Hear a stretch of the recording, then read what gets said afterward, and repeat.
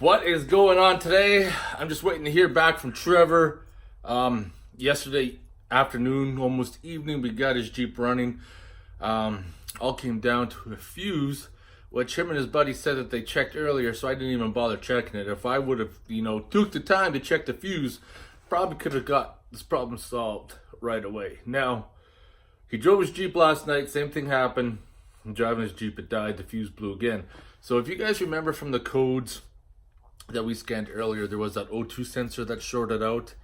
And I'm thinking now, when I go back and read those codes, that same one's gonna come up. So somewhere along the line, that O2 sensor is probably shorted out internally, or somehow perhaps the wires have got on the exhaust manifold and burnt or rubbed through somewhere. That's what we're gonna have to investigate and troubleshoot, because I pulled up some wiring diagrams, and the fuse that blows is related to the coil and the injectors.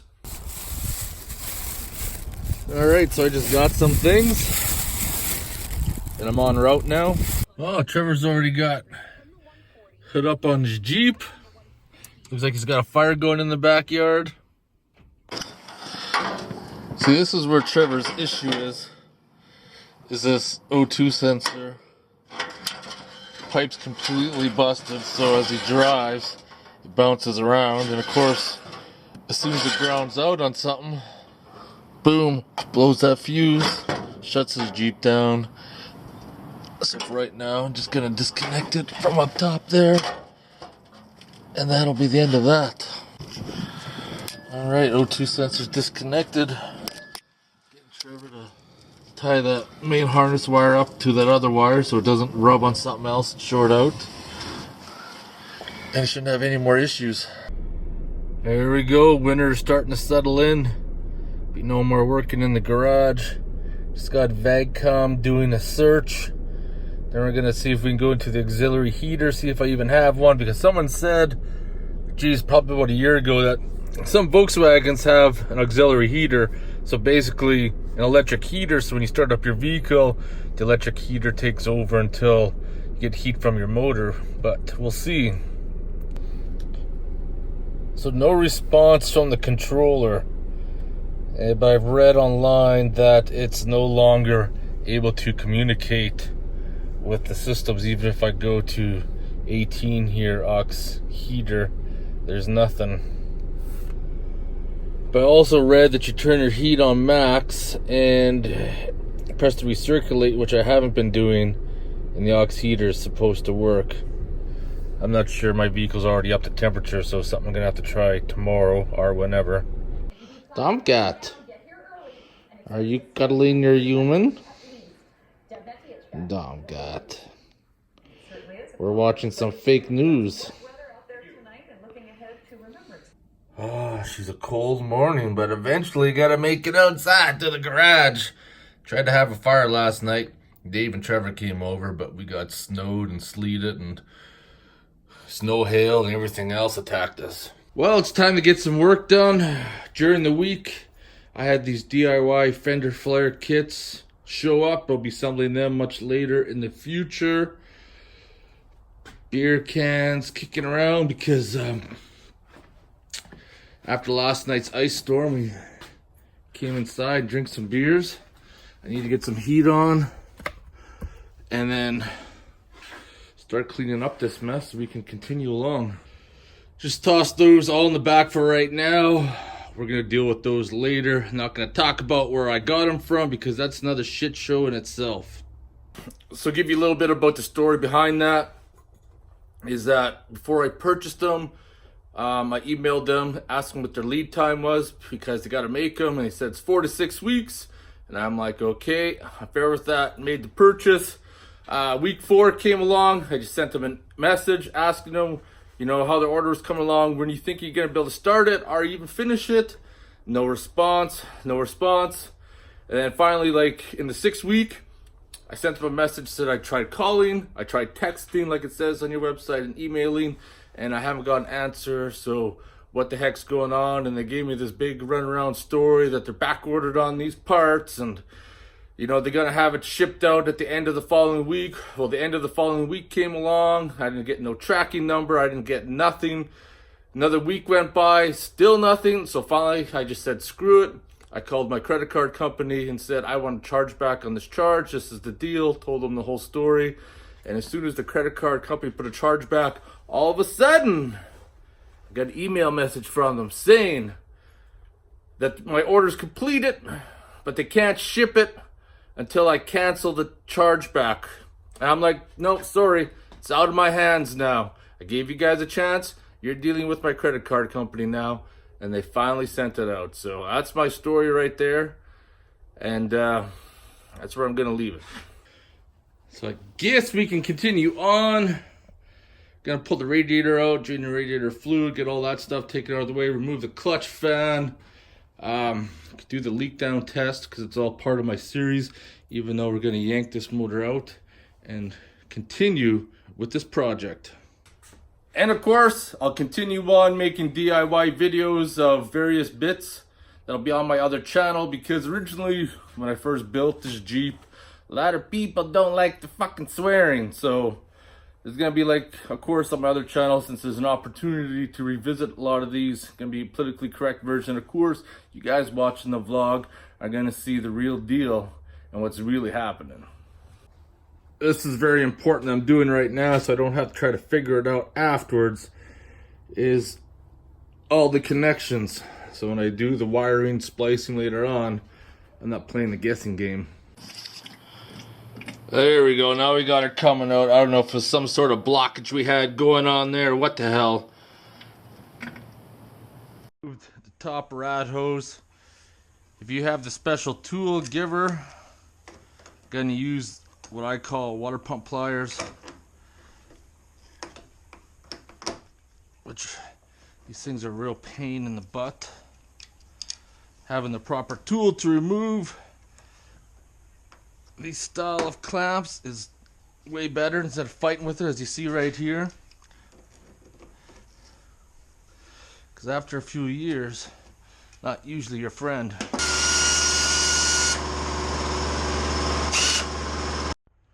Trying to get the last little bit of coolant out of this tank here. There's a whole bunch of shit that crudded up in there.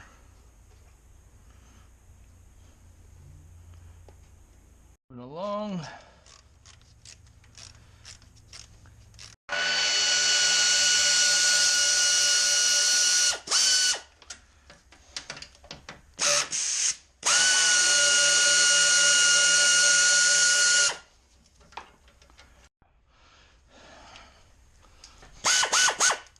This 1/4-inch gun's frickin' weak, but small enough to get in there.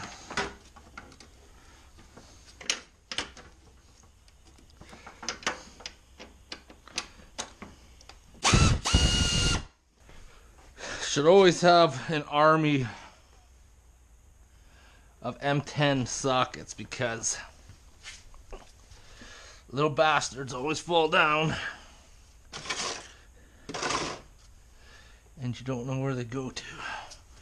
Where did you go, M10? Oh, here you are. Oh yeah, trying to get away, are you? Of course, the magnet wants to stick to everything going down, and then it falls down again. What would Jesus do in this situation? All right, one bolt to loosen off. I finished taking out by hand. Then lift, carefully slide the radiator up.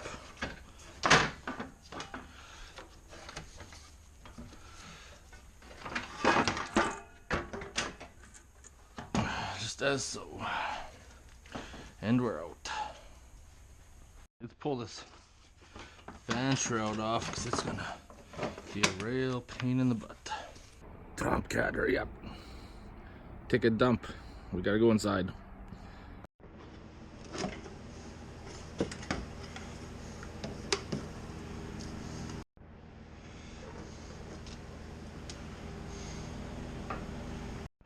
Let's pull the coil rail off.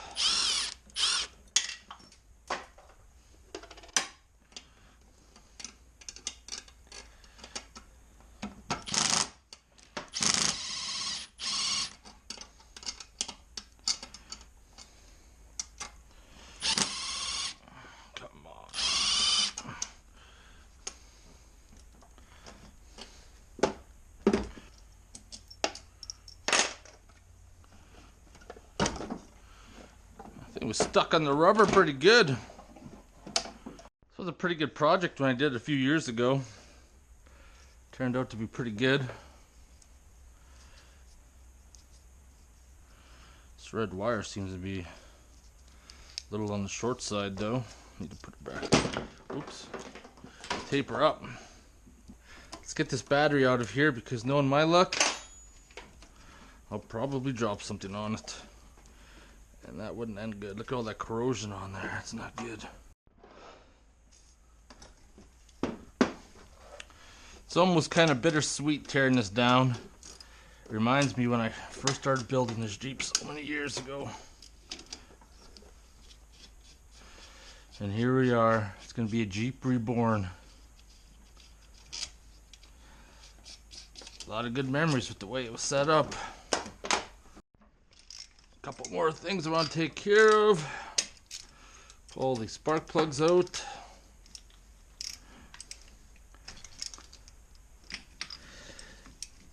And then remove that valve cover. This wasn't in the hole, that's all. I gotta take the extension off for that back one.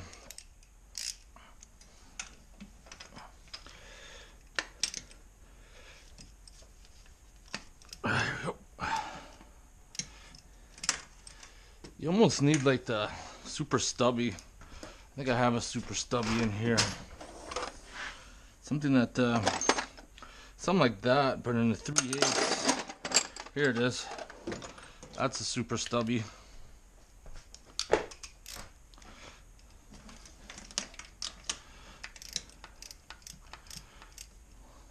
Pull the coolant hoses off here.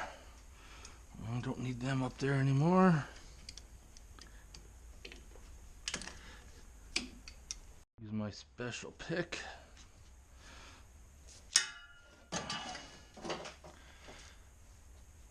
Bust that seal.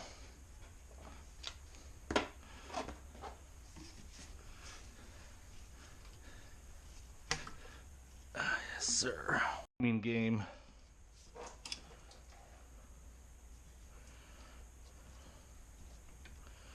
Make sure it goes in the pan. Get this one off.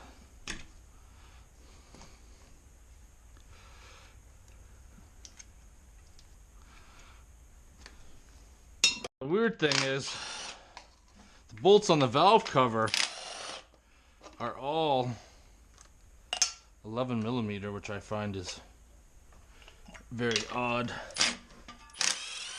What happened to the infamous 10mm? Be interesting to see what's revealed underneath this.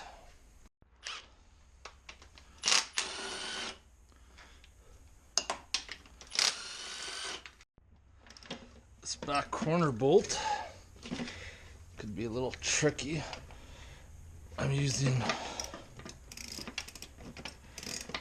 a short on a stubby. Or should I say I'm using short socket, extension, small.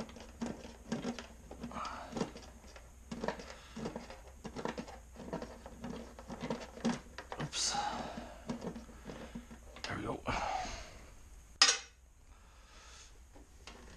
Get a screwdriver just in case, but should just lift off.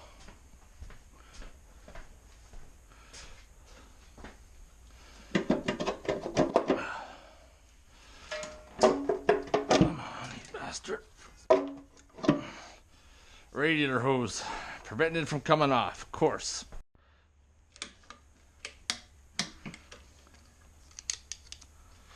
One of these days I'm just going to invest in the proper tool. It'll sure make life a hell of a lot easier. Come on. It'll just come off.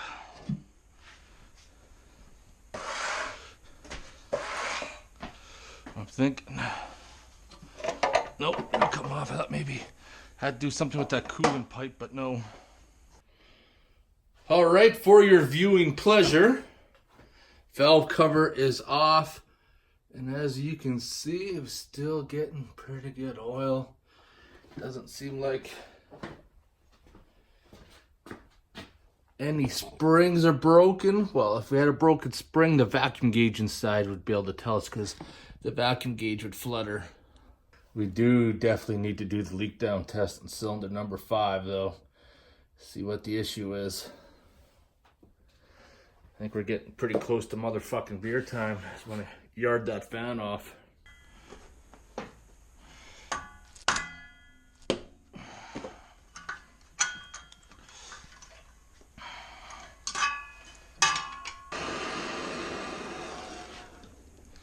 All right, try that, see if that worked.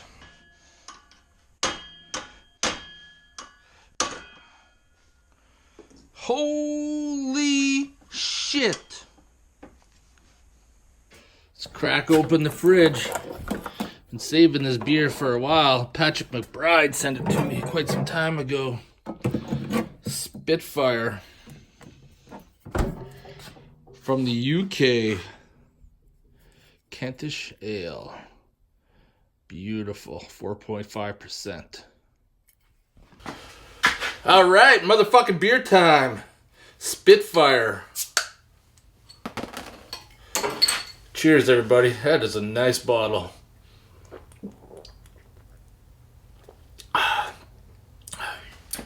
Nice, smooth beer from the UK.